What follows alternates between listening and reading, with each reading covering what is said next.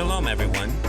It's time for ancient Jewish wisdom for a modern world that will change your thinking and change your life. Welcome to the Dust of the Rabbi Podcast with Rabbi Brian Shalom, everyone. This is Rabbi Brian, and you've just joined another episode of the Dust of the Rabbi Podcast. I'm here again with my brother from another mother, Pastor Obed Martinez. Yeah, come on. Now. Honor to be here. Yes, again. It's been great doing these episodes with you, and 100%. The talk of the town is that there's some great dialogue going on that they normally don't get to hear from just our sermons or in a life group setting or in a situation where we're just kind of talking Bible, but we're not talking current events. Yeah. And so this has been fun for me because it feels like old school. Like I said in the last episode, we used to travel together. Mm-hmm. You as an evangelist before you were a pastor, before you were a bishop. Come on. We would have these conversations with not only your team, but the musicians. We'd be in the car going from one place to another. And there's always some biblical concept that came up in the conversation that we would just like break it down and then we go eat and we break it down some more. I don't really listen to a lot of podcasts, but the ones that I do are very conversational. Yeah. You know, and that's the thing that I love. And I think that you get a lot more out of conversations than you do if it was just nothing but information, right? And so you're right. It reminds us of these late night talks in the lobby or in the car or, you know, at lunch somewhere to where we look at the clock and we're like, man, it's time for dinner. Yeah. You know, we came here for lunch, but we just got so caught up in the conversations because there's just really a lot of needs that are out there that people really need some answers to. Yeah, I think what's fun about this is that we're getting differences of opinion because we're talking about Christian world, Jewish world, how they should interact in a world today that is turned upside down when it comes to the news, what's going on in the Middle East, what's going on with Israel and the Palestinians and surrounding Arab nations. And then you talk different aspects of faith. You know, sometimes I love to rock the world of a pastor. Like the day you came and said to one of our pastors from, I think, New Zealand, and you told him, hey, Rabbi, come over here. Talk to these pastors about baptism. And so they were expecting me to start in the New Testament, and I went back to Moses leaving Egypt and the Old Testament, and they were like, wait a minute, where are you getting that from? And it was taking them back to 1 Corinthians 10 that talked about they were all baptized into Moses, like we're baptized into Jesus. 100%. And so they were shocked and mind blown, and I believe that that's what I really desire out of this podcast is to download ancient Jewish wisdom, but make it applicable today. 100%. Not live in the past, but really be forward thinkers for what's the future look like. In our last few episodes, we've been talking a lot about what does the future look like? How do we realign the church? How do we have a prophetic pivot? And I want to continue the conversation, but talk about some of the things that need to be fulfilled so we can know how to get in step with God, partner with God. 100%. I think, too, what's taking place today, as we talked about in the past, but, you know, as we come into this season and you kind of have a reflection, right? As I was sharing with a group of guys and I was saying, man, everywhere you're going to go today, whether it's the mall or whether it's through your neighborhood, you're going to see this manger scene, right? And it's a beautiful scene, right? We all have it in our house right now, but we don't know where that came from. That's really kind of like the end to a new beginning, but where did it really originate from, right? And I'm pretty sure you'll tackle that. But what's so beautiful about that, as we discussed, right? Here's this baby that was born, but God talked about him in Genesis 3. Right. And the beauty between Genesis 3 to Luke chapter 2, there is all this inconsistency. Right. I mean, there is setbacks, there's comebacks, there's new people in positions, there's ones that have been taken out. I mean, when you go through all throughout the minor and major prophets, all the way leading up to the New Testament, there's so much inconsistency, but what the one constant is God. That's right. That's right. God is constant in times of inconsistency. And so you can be reminded that, man, I'm looking at this manger scene. Again, I'm at the mall, I'm grabbing a Starbucks, whatever it may be. But that should remind you of more than just that picture, is that was spoken about thousands of years ago. And I think that that's what makes this podcast so unique than so many others. And that is that you do take the ancient wisdom of the Bible Mm-hmm. and you simplify it. Yeah. I'll never forget one day talking to a Bible college student, and they were rocked by the class that you had just taught. And he said, I never thought about that. Here's the 10 Commandments. Yeah. And then through the 10 Commandments came these 614, what they're 613. laws? 613. Yeah. Like It's a lot laws of them.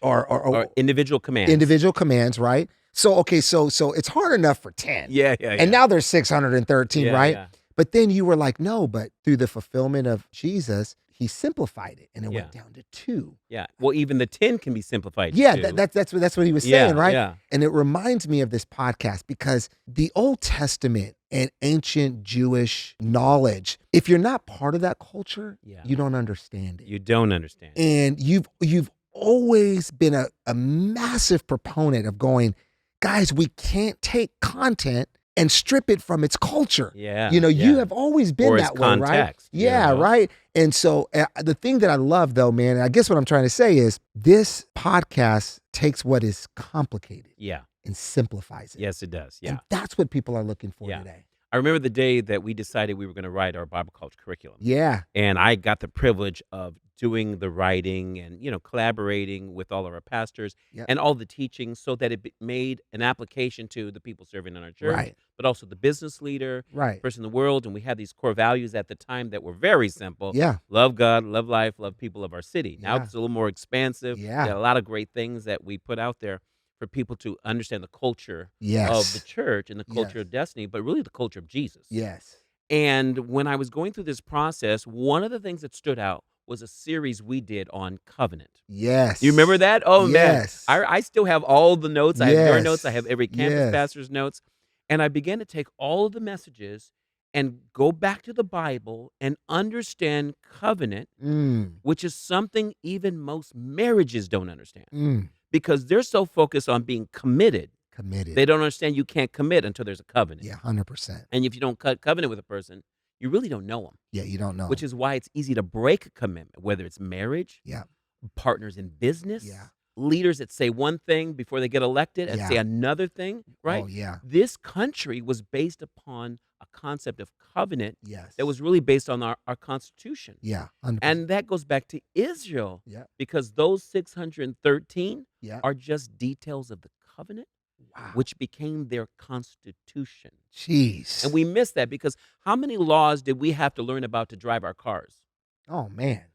How many laws do you have to know about to live within a city, know the parameters, the boundaries, the limits of And what laws you can change, do? and they get expressed. You have adaptations, you have amendments. Yes. But the core of it, like the freedom of our speech and freedom of religion, freedom of the things that we hold dear in this country, if you eradicate that and remove the foundations, yes, it's like this building we're in right now. Yeah.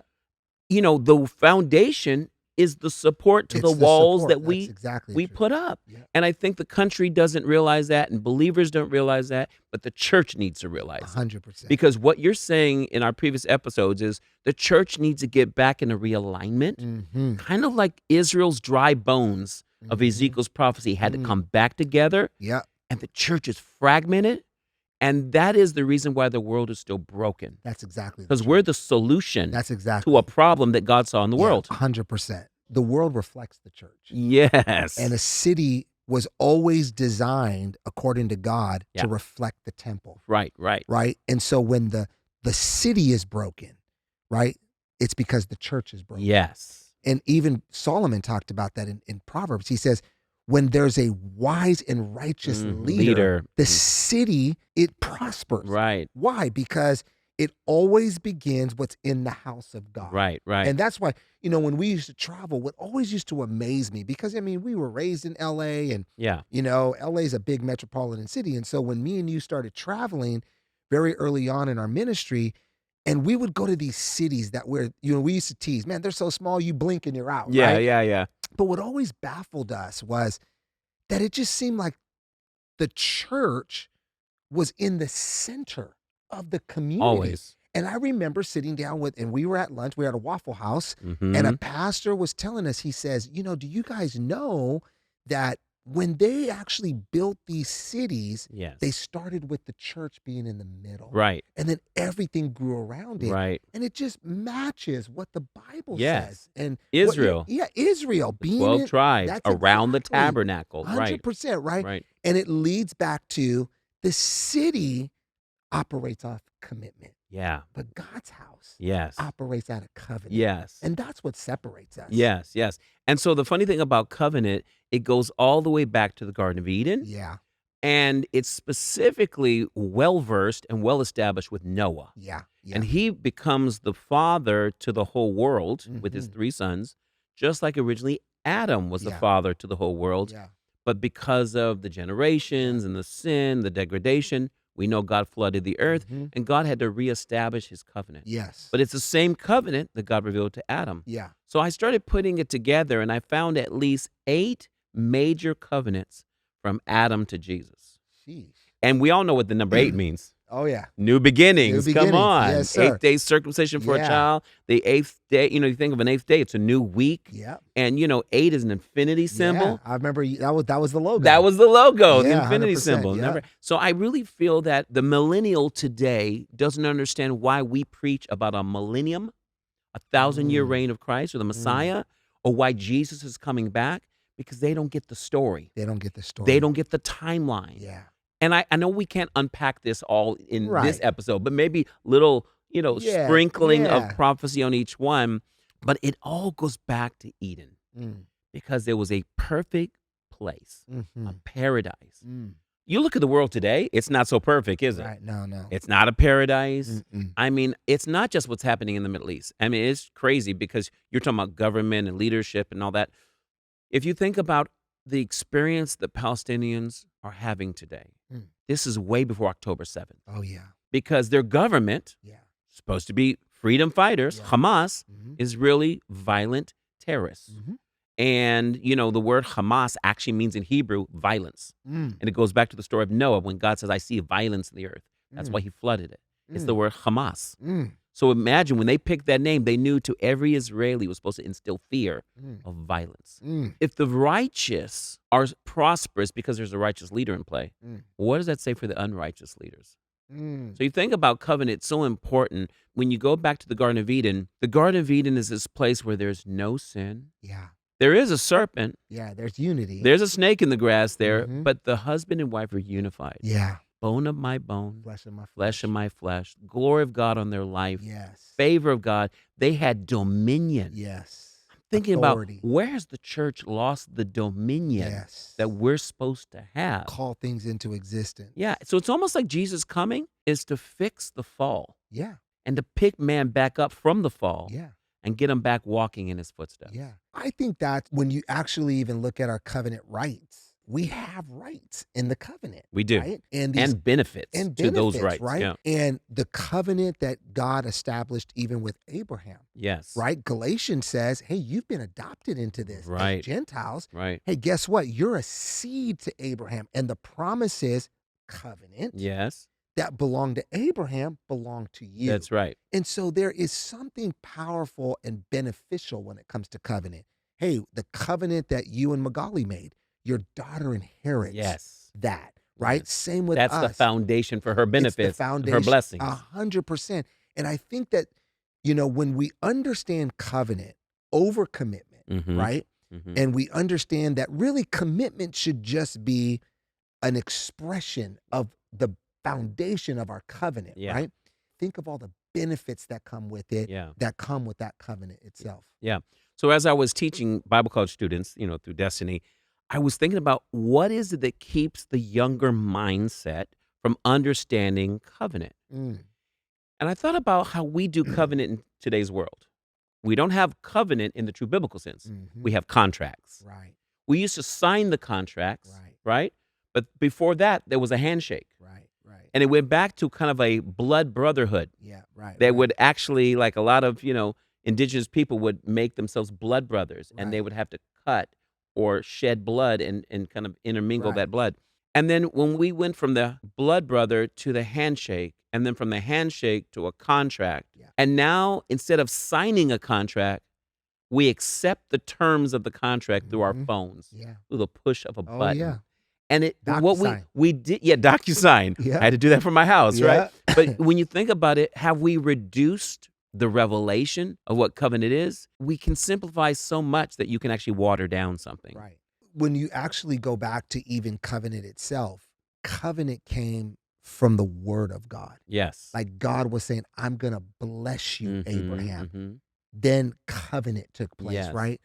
I think what you're conveying is that the validation of our word Yes. has been watered down. Has been watered down. And so therefore now it has to be in writing. Right. Put it on paper. Right. You know how I know that's true? How many times have you been offered through like a little ad or infomercial of some kind on your phone through social media, and they say there's a free trial? Oh, yeah. So you try the free trial, not knowing by accepting the free trial, you're also accepting that probably after 7 days, they're going to start charging your credit card. 100%. And you're like, well, why am I being charged? Yeah. I didn't know. Because you didn't read the fine print. You didn't read the fine print. So this is the way believers are today. We're not reading the fine print like the Bible, which gives you detail, and we read the verses that appeal to us. Yes. Like we said, oh, I get this for free? Yeah. Yeah, but what was the price that was paid That's exactly for thousands of years? Exactly the truth. And to bring this forward, to kind of close out some thoughts for this episode, I wanted to call it Prophecy Fulfilled because I feel like since the pandemic, even though we've been back in our churches, back in our buildings, back in our congregations, there's still something not being fulfilled on our side. Yeah. But yet you look around the world in the signs of the times, you see prophecy being fulfilled on the negative side, on the enemy's side. But what's happening on the Lord's side? We used to sing a song about, who's leaning on the Lord's side. I feel like the church needs to lean on the Lord's side. We need to stop listening to just the negative news. And what's, every tweet or the X, little comments that people post. Here's one. I just have to read this. I thought it was so funny because I read this and I liked it and I shared a story. I didn't read all the comments connected to it. So a Jewish businessman named Beryl Solomon said this: billions of people around the globe were about to celebrate the birthday of a Jewish man. He's talking about Jesus. Born in Bethlehem 2,000 plus years ago. He's recognizing that Jesus was born in Bethlehem because that's the prophecy. He'd be born in Bethlehem. But don't think that Jews lived there before 1948. He's making a point that the whole world recognizes a Jewish Messiah named Jesus, born in Bethlehem. But then you think the Israeli doesn't have a right to the land, which is a part of the covenant, which is the part of the promise to Abraham, which goes back to the Bible. And because we're biblically illiterate and we're not reading the fine print of the Bible, we don't know the terms of the contract, let alone the covenant. 100%. And I think that's why marriages fail and that's why businesses fail, because we're not reading the fine print and we're not sticking to what has been planned for the foundation of the world. If we get on God's plan, and you were saying this to your business guys, if we can get on God's plan and do it God's way and stay in step with Him, we're going to prosper. We're going to prosper. We step outside of that boundary, 100%. outside of that protection, outside of that covenant. Hey, it rains on the just and the unjust. But when you got an umbrella, come on, you got covenant to protect you from the storm. Oh, yeah. Well, it's easy to overlook words, right? Even in Micah chapter 5, verse 2, God says, in Bethlehem. And then it's like, I'm going to give a son. You can start circling all these words, right? But if you just read it and you're like, oh, okay. Like the manger scene. You're talking about the manger scene. You wouldn't understand the significance of what was said then is now being fulfilled now. Okay. So this is why the junior rabbi in me, when I was 11, 12, and 13, words stood out to me. Yes. And words like Bethlehem, I'm like, Bethlehem, where's Bethlehem? So I get my encyclopedia and I look up a whole entry on, read everything on Bethlehem. And then I found out through the Strong's Concordance and Vine's Dictionary that I made my parents take me to the store so I could buy it. I took all my allowance and bought these books, right? And I was like, if no one else is going to teach me, I'm going to study for myself. That's what the Bible tells us to do. Study to show yourself approved. So I started looking up Bethlehem. Then I found out King David was born in Bethlehem. Boom, boom. Oh, so before Jerusalem was the city of David for his palace, Bethlehem was the city of David for his birth. And Jesus was born in the same city. Why? To prove he was the son of David. Why? So that prophecy could be fulfilled. Because here's the thing. I heard every preacher say this. If God said it, he will do it. If he spoke it, he will bring it to pass. But the church, for some reason, has stopped believing in the spoken word and the prophetic word that God pre-planned. And I believe a lot of that has to do with the fact, if you don't know the fullness, it's hard to just understand the pieces. Yeah, and there's the word fulfill. Yeah. Means to fill to fullness. Yeah. Yeah. So you can't have fulfillment without knowing the fullness. Because you about. would be blown away if you saw it in Genesis 3:15 and then you see it manifest in Luke 2 and you're just like, whoa, wait a minute. You mean to tell me thousands of years ago this is exactly what God said? Yeah, in an inconsistent time. Yes. Because they had just sinned. Yes. In an inconsistent time, consistency wins. And that's what we got to realize. I say this all the time. God is predictable. He's the same yesterday, today, and forever. He's consistent.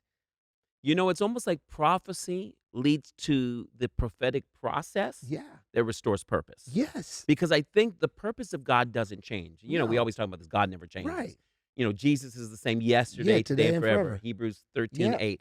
But if you don't understand that God's plan has never changed. Never changed. But like you've said it, his method His methods do. But not his plan and his principles. Yep. The way we think it's going to happen changes. Or, man, the way he does it changes. And we think, no. God doesn't change.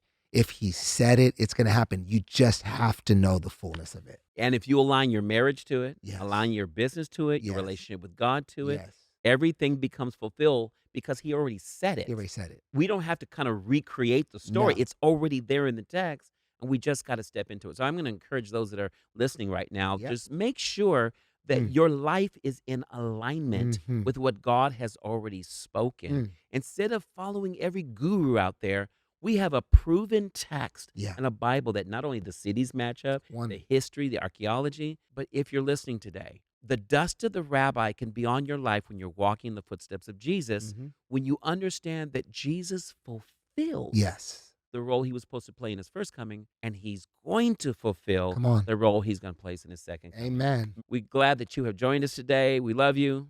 Lehitrot. See you next time. We hope you enjoyed this episode. And if you did, follow us for more episodes as you rate and review the podcast. Thank you for listening to the Dust of the Rabbi podcast with Rabbi Brian Baruch Balechi. Shalom. Lehitrot. See you next time.